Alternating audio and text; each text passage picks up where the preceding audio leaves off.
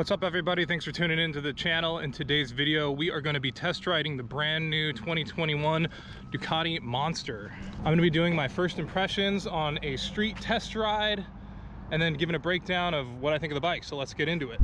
So this bike is brand new for 2021. Everything about it, from the chassis to the motor to the electronics to the styling, is completely new. It's a full redesign. One of the most identifiable new features on the Monster is its new headlight. So it's got this very recognizable halo angel eye headlight ring. The engine on the new Monster is the Testastretta 939 L-twin motor. It produces 108 horsepower and it has a nice low-end gruntiness to it. The previous Monster used the 821 Testastretta motor, so this is a stroked out version of that same motor, which gives it a lot more low-end grunt. I can feel it immediately. And this motor isn't new for Ducati. They use it in the Hyper Motard 939 as well as in the Multistrada 950, and they also have it in the new 2021 Supersport. For the first time ever, Ducati has switched from a steel trellis frame to a twin spar aluminum frame that you would find more often in a Japanese bike. Ducati's been able to achieve a huge amount of weight loss because of that. This new bike is something like 20 pounds lighter than the previous generation, which you can feel immediately. It's much more nimble, and it just gives the bike a lot more pep on acceleration. For all those performance increases, Ducati's gotten a ton of criticism for stepping away from that trellis frame. Now, me personally, I think it was a great move on Ducati's behalf to go from the trellis frame to the twin spar.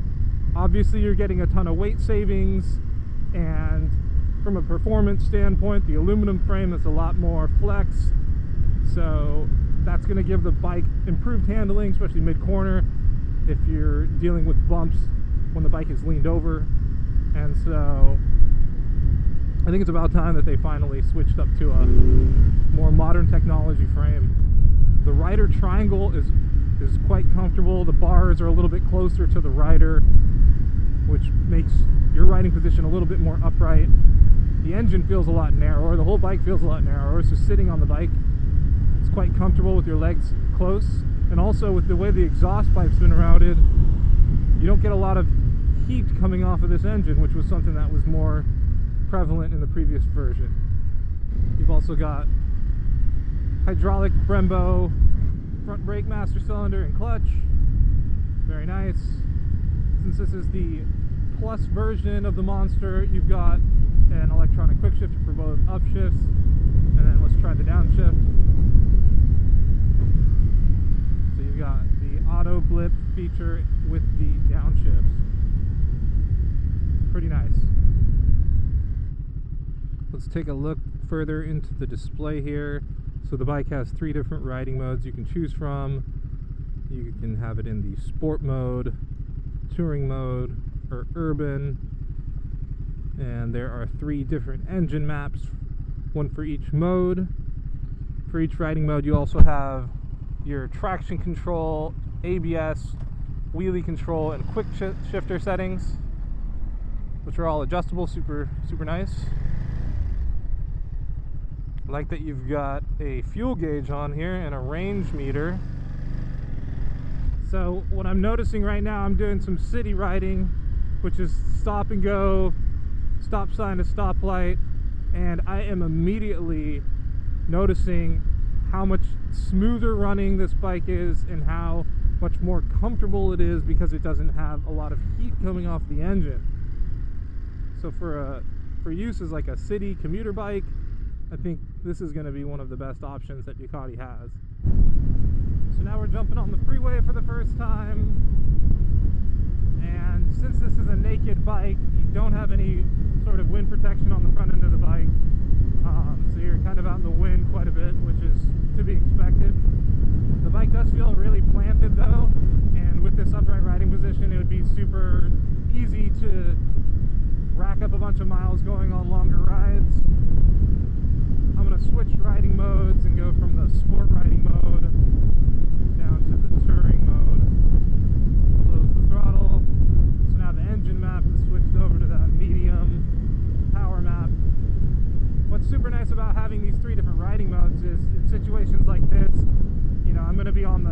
highway for a little bit.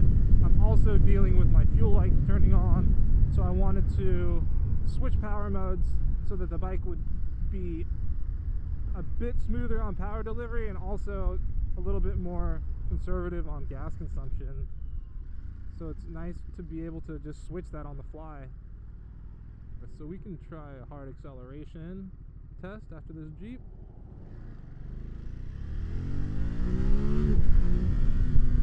Pretty good. Alright, let's try that again, folks. Hard acceleration from a stop.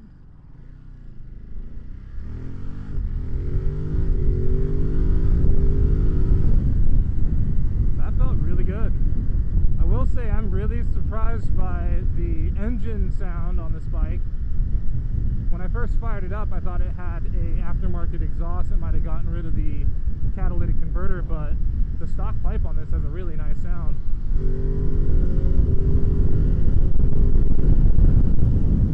I really like the mirrors on the bike. A lot of Ducatis have a tendency to have mirrors that are mostly for looks and not really any good in real world use, but Ducati's used a cast aluminum mirror mounted directly to the handlebar, so you actually get a non-vibrating view of what's behind you. And honestly, you don't really have to move your arms too much to see what's behind you either, so I like that. That's a plus. So we're gonna hop over to Seattle and drop into downtown Seattle to see what this bike does riding in a dense urban environment, which to me, the Monster is a perfect bike for the city rider who wants to be able to get around through town on a lightweight, nimble, narrow, versatile motorcycle. I'm not sure if it's the nature of the new 939 motor or if it's the gearing that Ducati's put on this bike, but I will say that the power delivery is super smooth and easy to deal with. Like sometimes on a lot of Ducatis in the lower RPMs especially, the gruntiness of the bike can make it a little bit cumbersome when you're accelerating, and it can make it so that it's not very smooth when you're trying to get around at low speeds or in low RPM. But this bike, it's not that way at all. It's very easy to have it even lug in a lower gear. But your gear indicator is right in the middle of the tack, makes it super easy to at a glance tell what gear you're in. So yeah, let's pop it into 6th. And normally at this RPM it would be a bit chattery. The engine would have some issue with being at the slower RPM, but the bike seems to be super happy. It has a really light clutch pull on the clutch lever. I think the clutch springs on this bike must be a very easy level of stiffness. So we are riding through the Madison Park area of Seattle, which is a super old, rich neighborhood, and it's got some really fun, tight, twisty roads, so we'll be able to see how the handling of this bike is. The pavement on this road is pretty poor, so this will be a good test for the suspension. And while some people might complain that the bike not having a fully adjustable set of front forks, for instance, is a problem, I feel that if you're riding it on the street and you're dealing with a lot of potholes and bumps like these, having a softer set of suspension is going to make for a better riding experience. So this is a good real-world application of what the suspension would be like on the bike. Yeah, so far feels great. Let's do a hard braking maneuver. Feels great. I think I felt the ABS engage a little bit. And those soft forks definitely took a little bit of a dive, but overall felt pretty good. I think Ducati has sold something like 250,000 or 300,000 of the Ducati Monster model itself. And if I'm not mistaken, the Ducati Monster model is the #1 most sold model that Ducati's ever made. And so in a lot of ways, not only is it an iconic model in itself, but it really is representative of the entire brand Ducati. I was just at the gas station filling up, and a guy came up to me and told me how he used to have a Ducati 695. So many people have had a positive experience riding this bike. It's so identifiable. You know, I really feel like you got to appreciate Ducati for staying true to one model, one design for such a long period of time. It's really a testament to how timeless the Ducati Monster is. You know, a lot of people compare it to like a Rolex Submariner or a 911 Carrera, or, you know, these other products that if you just see the outline of the bike, you will immediately identify it as something of value, something that's, you know, I hate to say it, but somewhat of a status symbol and sought after. So let's do some first impressions. Immediately, to me, the styling of this bike is a major improvement from the previous version. It is a much sharper and more defined look to the bike. You've got these sharp lines along the tank. The tail section's a lot narrower. You've got the shotgun style exhaust coming out the back here. The headlight is going to be one of the most obvious characteristics of this new model. The engine note sounds great for a stock exhaust. The bike comes equipped with the Pirelli Diablo Rosso 3 tires, which are a great all-around street riding tire, and even a super adequate sport bike or track day use tire. Your braking system again is the Brembo non-monoblock, but Brembo front caliper, steel braided brake lines, Brembo master cylinder, super good braking.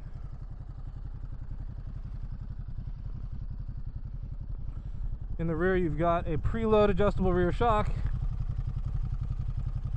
Front forks are non-adjustable, inverted. Which a lot of people might say, you know, I wish it had adjustable suspension for being able to dial in a stiffer, sportier ride, but let's be honest, this is a street bike that you're going to be riding every day in conditions like this, where you've got potholes, you know, bumps, speed bumps, curbing that you're going to have to go up and down. To me, when you're riding in that kind of a situation, you're better off with a softer set of suspension like the one that's on here. So I think my biggest takeaways from this bike, if I could break it down into like 3 big things, would be that 1, the electronics package on this bike has just been majorly improved. Between the electronic quick shifter and downshift with auto blip, the new layout of the color LCD display, the Super Trick LED daytime running light ring and LED headlight, and all the new electronic package from wheelie control to ABS, traction control. I think that's like the biggest selling point on this bike for me. The second biggest thing is the nimbleness of the bike, and it's a combination of, 1, having a more capable engine. The 939 motor makes more low-end grunt, and it just makes the bike have a little bit more punch for around town riding that I feel like the 821 really lacked. And the fact that the entire bike is somewhat like 20 pounds lighter than the previous generation, mostly thanks to the new twin spar aluminum frame that they've put in place of the trellis steel frame. So nimbleness, number 2. And then number 3, I just feel like this bike is super comfortable and easy to ride. Like, the riding position is super upright, the handlebars are very close to the rider, the engine and the exhaust system doesn't put a lot of heat onto the rider, and so what you're left with is a very usable, comfortable bike. And it doesn't matter if you're riding in super bumpy street conditions like this, or if you're on the freeway like earlier. Overall, the bike's comfort as far as riding it is really nice. It's really like, there's a reason why Ducati has sold more of these than they've sold any other bike in their family, and it's because it is a very practical, usable motorcycle. And so, you know, I think if you're that type of rider, if you're somebody who's looking for a bike that you can ride in an urban environment predominantly, but occasionally you want to take it, you know, on a spirited ride, you're gonna be great. You're gonna be set up. I also really like that, yeah, again, Ducati has given the option for lots of customizing on this bike. And it's as simple as unbolting these side panels, putting new ones on, or getting the graphics kits that they sell for the bike. Some really quick ways that you can transform this bike into being something that is unique to you. Or you know what, let's switch it into the urban mode and give that a try, since we are in an urban environment. So now, in the urban mode, you've got the engine in the low setting, traction control is turned way up, ABS is turned way up, wheelie controls 4 out of 8. And let's see what it feels like.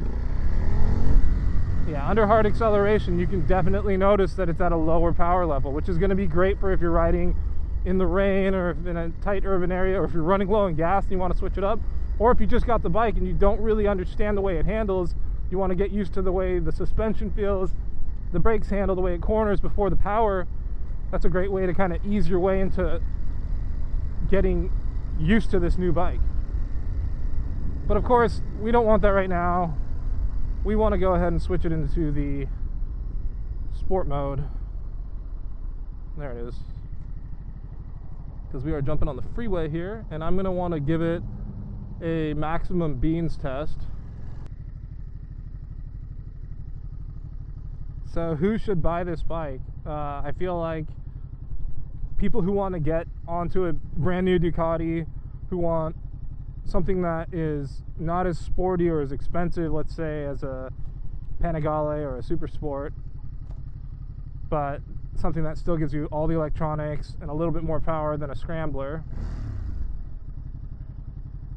The pricing on this bike is super reasonable. I think it's somewhere between $11,000 and $12,000 for the base model. The Plus model gives you a couple extra electronic features, plus you get this small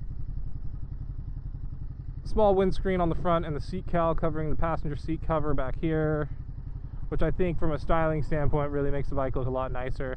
If it were me, I would definitely get the Plus version and not the standard version.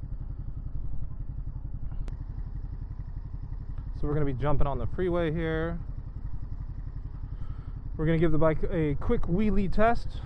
I'm not sure if the electronic settings of the ABS and traction control are going to prohibit any sort of wheelie, but we will find out. Yeah, so the power definitely got interrupted by the traction control or ABS or something, but it certainly wants to lift off. So I'm assuming if you were to go into the settings menu and disable your traction control and ABS, this thing would be a wheelie machine, no problem. So yeah, again, cruising on the freeway, you are out there in the wind, you don't have any wind protection, but in a lot of ways I don't really mind it, because the wind's catching you in the chest, it's holding you upright, the bike itself has a nice upright riding position already, and you know, I could see myself clocking plenty of miles in this riding position without getting super fatigued. And let's see if this little windscreen does much. I mean, when you're tucked in right here, you can definitely feel an improvement on your helmet buffeting. So if you're, you know, at a track day, or if you're riding under hard acceleration, that is going to give you the slightest bit of wind protection, especially when you're getting up into like higher speeds. So what are some things that I don't like about this bike? One thing I'm not super crazy about are these turn signals. So if you take a look on the Ducati website, you'll notice that all the press photos of the Ducati Monster have these super sleek, flush, LED progressive turn signals that are kind of integrated into this fairing piece here, and it makes it look super nice. And for whatever reason, they had to switch to these style turn signals, which are a more traditional style turn signal. And I really think it takes a lot away from the look of the bike. And the good thing is that Ducati does sell, as a Ducati Performance accessory, those LED turn signals that you can put on that smooth out the look of the side of it. Want to give a big thank you to James Bautista, the GM at Ducati Redmond, for setting up this test ride and letting me take it out for a couple hours. Feel like I got a pretty good sense of the bike, especially for a straight riding application. If any of you guys are interested in taking this exact bike for a test ride, you can hit up James at Ducati Redmond. and I'll put his information down in the description if you want to give him a call. If you haven't been to Ducati Redmond since it's reopened under new ownership, definitely come check them out. Thanks for tuning in for this first impressions test ride of the new 2021 Ducati Monster 939 Plus. Hope you liked watching this video. If you did, leave a like, drop a comment, and I'll catch you guys next time. Peace.